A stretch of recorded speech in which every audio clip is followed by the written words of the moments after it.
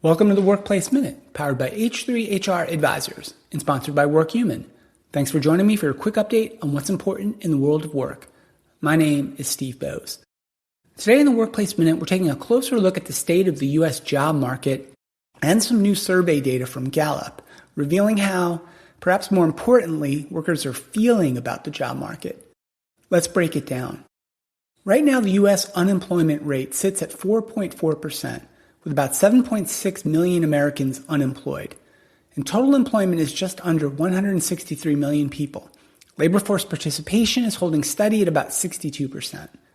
And meanwhile, job openings have fallen to around 6.9 million. That's down significantly from the highs we saw just a couple of years ago. And there are about 1.1 officially unemployed workers for each available job. Okay, so that's the data. And so while the labor market looks relatively stable on the surface, the underlying momentum has clearly slowed. And notably, worker sentiment tells a much more complicated story. For HR and business leaders, that growing gap between the data and workers' perception is becoming one of the most important signals to pay attention to right now. Gallup's latest research shows that worker well-being, what they define as thriving at work, has declined noticeably in the past year. Fewer employees today say they're thriving in their lives, while more report they're struggling or even suffering. And this shift is meaningful because Gallup has consistently shown that these well-being measures are closely tied to things like employee engagement, productivity, and long-term organizational performance. When thriving goes down, it tends to ripple across nearly every dimension of the workplace experience. And a major driver behind this decline appears to be the growing pessimism about the job market itself. According to the data, fewer Americans now believe it is a good time to find a quality job, and that confidence has dropped significantly from the highs we saw during the peaks of the post-pandemic labor market boom. At that time, job openings were plentiful. Workers felt they had more leverage. Job mobility was quite high. Remember the Great Resignation?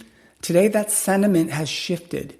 In Q4 2025, 28% of U.S. employees said now is a good time to find a quality job, with 72% saying it's a bad time.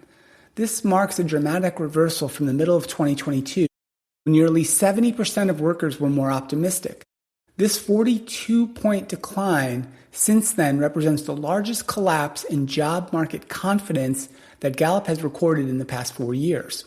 So more workers now say it's a bad time to look for a job, and that perception is spreading across industries, roles, and really all demographics. And this change in perception matters more than it might seem at first glance. Confidence in the job market does not just affect people who are actively searching for a new role. It influences how secure people feel in the jobs they already have, how engaged they are in their day-to-day work, and how they think about their longer-term career prospects. When confidence drops, even employees who are not directly impacted by layoffs or hiring slowdowns, they begin to feel more cautious, they're more stressed, and they're less optimistic in general about their futures. And Gallup's findings also point to a growing sense of overall job insecurity.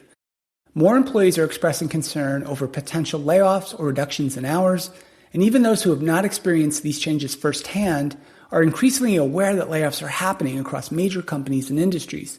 That broader awareness creates a kind of ambient anxiety where the overall environment begins to feel less stable, even if an individual situation has not changed directly. And over time, that kind of persistent uncertainty can take a real toll on morale and mental health. And at the same time, satisfaction with key aspects of work is showing signs of softening. Things like pay, opportunities for advancement, and overall job satisfaction are all experiencing modest but consistent declines. So far, they're not sharp drops, but they're a rather steady erosion of sentiment that's building over time. And when employees feel that compensation, for example, is not keeping pace, or that their growth opportunities are limited, or that their work experiences are stagnating, it reinforces the broader sense of uncertainty that Gallup is capturing in this data. And another important layer in this story is just the overall disconnect between macroeconomic indicators and lived employee experience. On paper, at 4.4%, unemployment in the U.S. remains relatively low, which would traditionally signal a strong labor market. However, for many workers, especially those in sectors like technology, media, other professional services, their reality feels much, much different. Hiring has slowed, competition for roles has increased, and in many cases, the jobs that are available just don't meet their expectations around pay, flexibility, or opportunities for growth. And as a result, workers are increasingly evaluating the job market not just on availability, but on quality. So what we're seeing then is a labor market that's no longer defined just by abundance and opportunity, but by overall caution and constraints. And that shift creates a new set of challenges for employers. While retention pressure will ease somewhat because fewer employees feel confident about leaving their jobs, engagement, morale, and trust can all suffer if people begin to feel stuck or uncertain. And for HR leaders, this is a moment that requires careful attention because the risks are less visible but are still meaningful. And this is also a reminder that the workplace doesn't exist in a vacuum. Employees bring to work their broader experiences, concerns, and anxieties. They bring them to the office every day or the job site.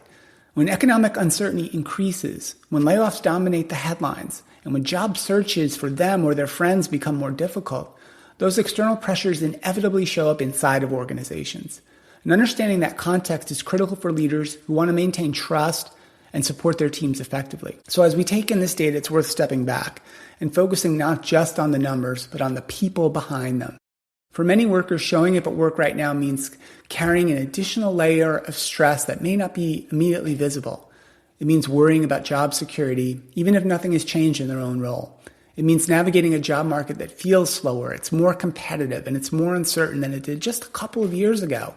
And it means many workers might even have a family member or a partner struggling to find a job themselves right now. The takeaway here is about interpreting the data, sure, but it's also about responding to it in a thoughtful and human way. As leaders, this is a time to be more aware, more empathetic, and more intentional about how we support our teams. Clear communication, a sense of stability, and small but meaningful actions can go a long way in helping employees feel grounded during more uncertain times. And as colleagues, it's an opportunity to check in with one another, offer support, and recognize that everyone may be dealing with challenges that are not immediately visible. And just as importantly, as individuals, it's a reminder to take care of ourselves. If things feel harder right now, that's not just your personal perception. The data reflects a real shift in how people are experiencing work and the job market.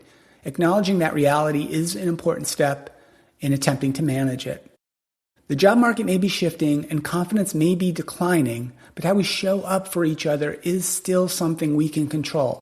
And in moments like this, that may be one of the most important factors in maintaining resilience, both individually and collectively. That's it for today's Workplace Minute. Thank you so much for listening, and a big thank you to WorkHuman for supporting the Workplace Minute. If this episode made you think about how your organization can continue to show up for your employees, please share it with a colleague. I'm Steve Boese, and this has been the Workplace Minute from H3 HR Advisors.